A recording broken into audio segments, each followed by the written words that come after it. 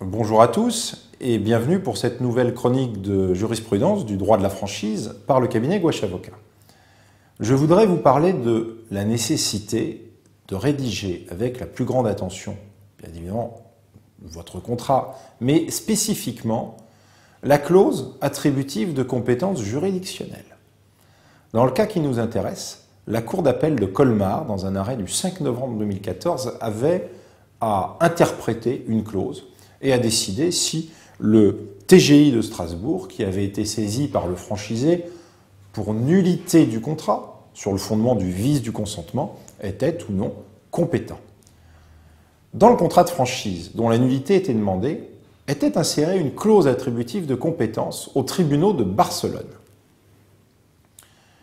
Mais cette clause ne visait la compétence des tribunaux de Barcelone que pour les litiges nés de l'exécution du contrat ou de la cessation des effets du contrat. La Cour d'appel rappelle que les clauses attributives de compétence sont d'interprétation stricte. Elles s'interprètent contre celui qui stipule, donc contre le franchiseur.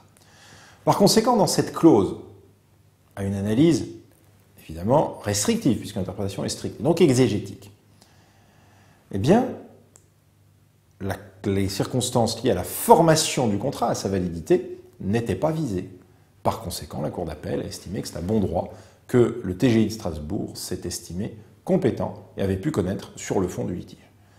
Voilà donc un exemple qui vous incitera à revisiter vos clauses attributives de compétences et qui vous invitera à la précision maximum pour en assurer l'efficacité judiciaire. Je vous remercie de votre attention et vous dis à bientôt pour une nouvelle chronique de jurisprudence du droit de la franchise par le cabinet Gouache Avocat.